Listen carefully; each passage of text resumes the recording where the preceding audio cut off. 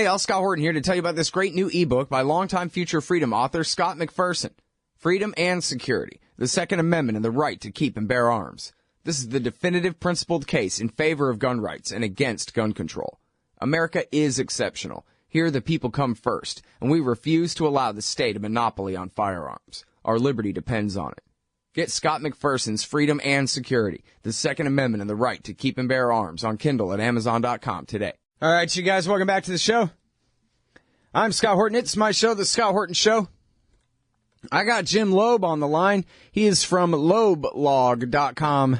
Lobe, like your earlobe, lobelog.com. And he's got a couple of very important pieces for us to look at here. In fact, that entire blog is very important. Nothing gets published there that's not very important. So please go and look at it. These two are AIPAC's Plan B and Cardin, the Iran deal, and the future of AIPAC's Plan B here. Welcome back to the show. How are you doing, Jim? Hi, Scott. How are you? I'm doing real good. I appreciate you joining us on the show here. So, what is Plan B? Well, let me just set this up. We have enough Democratic senators now, not necessarily to filibuster, but definitely enough to prevent the overriding of the president's veto of the presumably soon to be passed Republican resolution against the Iran deal. And so, therefore, its passage is secure now. It will be implemented. It's virtually certain and locked up now. So this is why the term Plan B here, that didn't work. So now what are they going to do, Jim? Well, actually, there's kind of an update to my last posts on this because Senator Cardin just said he will vote against the Iran deal. He said this in an op-ed that was published on the Washington Post website just about an hour ago, I think. And in his op-ed, he says he's going to introduce a legislation that I think is Plan B, although it's not entirely clear because he doesn't provide much in the way of detail. And this Plan B is essentially designed to, quote, strengthen, unquote, the JCPOA, that is the nuclear deal between the P5+1 and Iran, by adding some provisions which he would like to see enacted into law. And I think in this respect he is acting as a cat's paw for AIPAC. He laid out 4 provisions with respect to the legislation he intends to introduce. But they're not very specific, and he also said that that these provisions would be consistent with the administration's interpretation of the JCPOA. So until we actually see the details of that bill, we can't really know whether, in fact, such provisions will be consistent. But it does tend to confirm this op-ed that Cardin wants to introduce something that will probably be backed by AIPAC, probably drafted in part by AIPAC, that could still derail the deal, and particularly by strengthening hardliners in Iran who argue that the United States cannot be trusted and will not act in good faith. Yeah.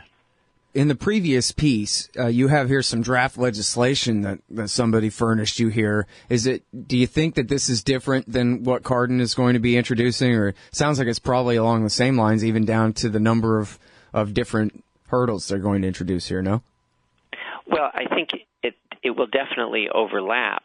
My suspicion is that this legislation is still being negotiated because it's an important taste of what direction they're going here, trying to figure out ways to sabotage the deal even once it's implemented. Right. Essentially what they want is legislation that they say will strengthen the JCPOA, but will actually probably include a number of poison pills, that is, provisions that would be unacceptable to Iran or to Washington's negotiating partners.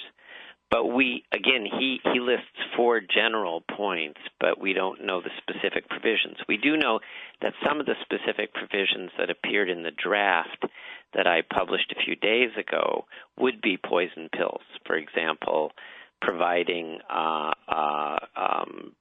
the latest bunker busters and the means to deliver them to Israel, or immediately extending the Iran Sanctions Act. Iran has already said that would be unacceptable to them. So we do know, we have some idea of what would be, in fact, poison pills if it's included in this legislation, but he doesn't provide much in the way of detail. There are certainly hints that it may include provisions that would be poison pills, and undoubtedly AIPAC would be pushing him and whoever backs this bill, Republicans in particular, to include poison pills. The issue then will be, will they gather enough Democrats who are uncomfortable with the JCPOA, even though they ended up voting for it, or will end up voting for it? Will they attract enough of those Democrats to create a veto-proof majority? So, in other words, as far as those Democrats go, if politically they don't want to oppose the president on this, but they're sort of on the line, well, maybe we can get them to vote for these amendments. That way they can say they supported the deal, but they're actually supporting things that'll ruin the deal, that'll obviously force Iran out of the deal. Well, it wouldn't be in the form of an amendment, because what the Congress will be voting on probably a separate, next week is a resolution. What they're suggesting is that there would be immediately after, or even at the same time, additional legislation designed, in their words, to strengthen the JCPOA, but actually may be designed to sabotage it. And politically, that's smart, right? I mean, that sounds like exactly the kind of thing that they will be able to pressure some Democrats on the fence into. That'll be their compromise. Right. For example, yesterday, both Senator Warner and Senator Booker of New Jersey announced that they will vote for, or they will vote against the resolution that would reject the JCPOA. But then they, in their statements, they also said they would favor legislation that would do, for example, deliver the bunker busters. That's what Booker wanted, or extend the Iran Sanctions Act. Warner included that in his statement. So these Democrats might be attracted to this legislation that Cardin is talking about. And it's significant that it's Cardin, because Cardin is the ranking Democrat on the Senate Foreign Relations Committee. So he has influence. So the question is, what will be the details of this provision? Will there be poison pills? How will the White House react? Can the White House keep the Democrats in line? So the war is over this, over the JCPOA is not over. And remember also that the supreme leader in Iran, Khamenei, announced yesterday that he wanted this to be debated by the Iranian parliament, or the Majlis. And hardliners in the Majlis, who are overrepresented in the Majlis, are going to make any effort by Congress now to pass additional legislation that could be interpreted as sanctions or as threatening military action by Israel or whatever. Those hardliners will use that in the debate in Iran. It's this kind of, what Cardin has done essentially will strengthen hardliners who will be arguing against ratification of the JCPOA by the Iranian parliament. Yeah. So JCPOA is not a done deal, at least as far as this country is concerned, and possibly also as far as Iran is concerned. Man, all right. Well, so to try to look on the bright side of it, with Booker and Warner, and it says here Heitkamp, now that they've come out in favor, we're actually getting pretty close. How many votes are we away from the ability of the Democrats to even possibly filibuster the negative resolution?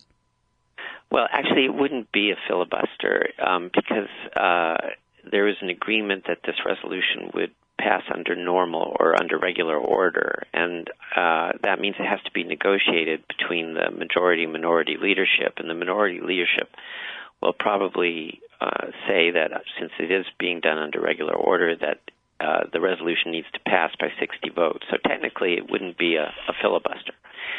I think there are now 4 outstanding Democrats who have not committed one way or the other. And I don't know. I think it's very difficult to predict. I think Senator Wyden from Oregon is the most likely to line up with the Republicans in opposition.